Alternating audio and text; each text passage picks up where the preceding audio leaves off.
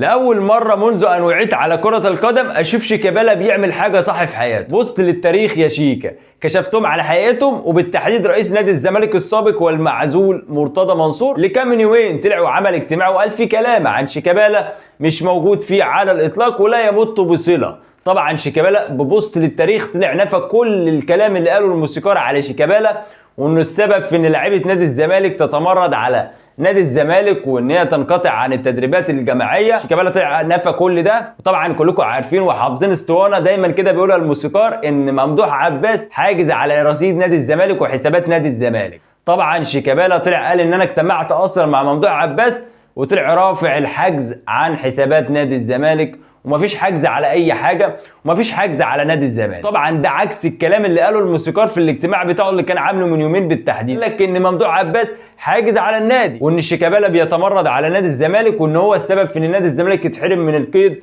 فترتين بسبب طبعا هروبه من نادي سبورتنج لشبونه البرتغالي. شيكابالا اللي كان من وجهه نظره افضل من انجبه الكره المصريه واسطوره من اساطير نادي الزمالك وكابتن وقائد نادي الزمالك، في يوم وليله عند سياده الموسيقار على طريقه كهربا، على طريقه امام عاشور، بعد ما كانوا الافضل في افريقيا وفي الوطن العربي، شيكابالا ايضا اصبح ضحيه من ضحايا مرتضى منصور. عايزك كمشجع لنادي الزمالك وكمشجع للنادي الاهلي تتخيل معايا كده ان الازمات الماليه والاداريه اللي بيمر بها نادي الزمالك اللي سببها الموسيقار نسب كل ده لشيكابالا، واتهم شيكابالا بان الظروف اللي بيمر بها نادي الزمالك هو السبب فيها. فطبعا شيكابالا ما استحملش الكلام اللي اتقال عليه، كلام لا يمت بصله، كله كذب في كذب، كشف اسرار وكواليس، وكل الكلام اللي قاله في الاجتماع كان كله كذب في كذب. وان ممدوح عباس زي ما قلت لك عزيز الزملكاوي اللي كنت ماشي وراه وبتصدقه حاجز على نادي الزمالك وحسابات نادي الزمالك، طلع رافع الحجز بقاله 5 شهور. عايزك تدرك معايا ان شيكابالا راح يتوسط لان علاقته بممدوح عباس رئيس نادي الزمالك السابق ده قويه.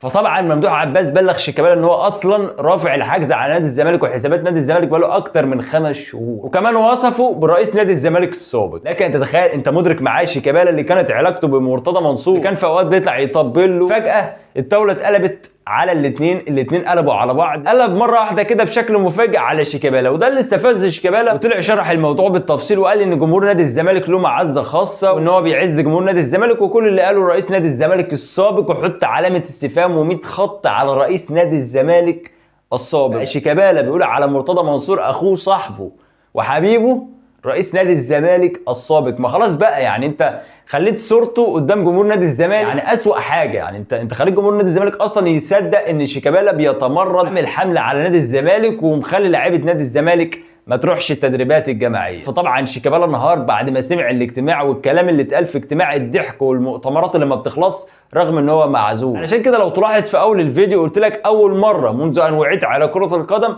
اشوف شيكابالا بيعمل حاجه صح في حياته. يمكن لو كان اي لاعب تاني مكان شيكا واتقال عليه الكلام ده والكلام ده اصلا ما حصلش كان ممكن يسكت خوفا من مرتضى منصور، ولكن ما استحملش اللي اتقال عليه وطلع نفى كل الكلام ووصفه بان رئيس نادي الزمالك السابق. كل الكلام اللي قاله طبعا سواء عن ممدوح عباس او شيكا نفسه كذب في كذب. طبعا الحقيقه اصبحت واضحه لجمهور نادي الزمالك اللي اصبح 99% من جمهور نادي الزمالك غير مرحب على الاطلاق بوجوده داخل نادي الزمالك. يعني مدي تعليمات ان شيكابالا ما يخشش نادي الزمالك اصلا. انت مدرك معايا، انت متخيل الامور وصلت لغايه فين؟ ان هو اصلا معزول واصبح غير رئيس شرعي نادي الزمالك، مدي تعليمات ان شيكابالا قائد نادي الزمالك وافضل لاعب في افريقيا من وجهه نظر جمهور نادي الزمالك ان هو ما يخشش نادي الزمالك تاني. سيبك بقى دلوقتي من موضوع شيكابالا وتعالى نتكلم شويه عن صفقه النادي الاهلي اللي اتحسمت بنسبه 100%.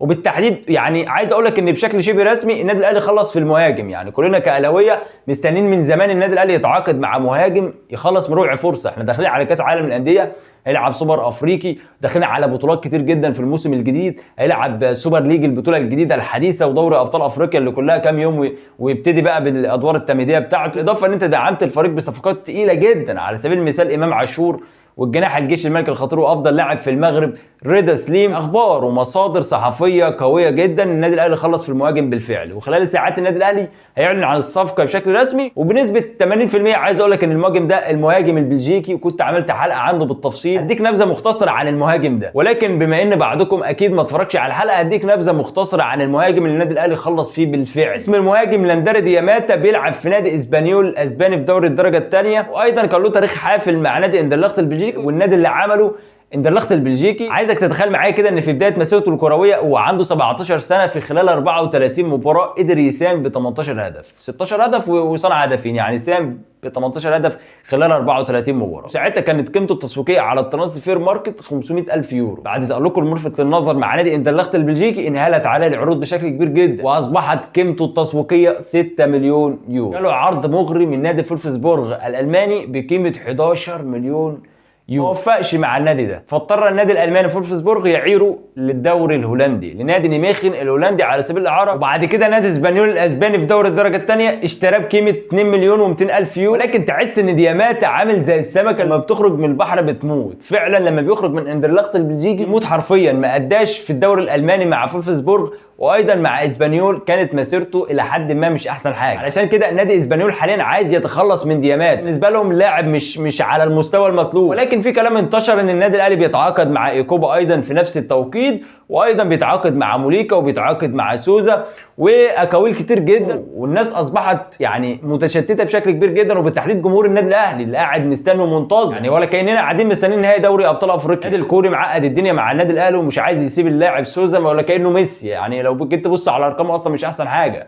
لعب 75 مباراه، سجل 25 هدف وعمل 4 اسيست في اخر 3 سنوات، يعني مش اللاعب اللي هو يعني. ومع ذلك متمسكين بيه كانه مثلا كريستيانو رونالدو في عزه. نادي بوشكتاش التركي ماسك في موليكا بشكل كبير جدا. على العموم كلها ساعات ويظهر ويبان اذا كان النادي الاهلي بالفعل خلص في المهاجم اللي انا قلت لك عليه ده. عايز اقول لك ان بالفعل لو طلع ديامات، عايز اقول لك النادي الاهلي هيصبح بيمتلك مهاجم سوبر عالمي. بس كده، ومع نهايه الحلقه كالعاده قول لي رايك في رد فعل شيكابالا والبوست التاريخي اللي عمله ردا على الموسيقار بعد ما اتهمه بالتمرد وانه السبب في وقف القيد عن نادي الزمالك. وما تنساش تقول لي رايك في مهاجم النادي الاهلي الجديد دياماتا. لو بتتابعني على الفيسبوك ما تنساش تحط لايك للفيديو، ما تنساش تعمل فولو. لو بتتابعني على اليوتيوب ما تنساش تحط لايك ايضا، ما تنساش تعمل اشتراك للقناه، وانتظرني في الفيديو القادم ان شاء الله.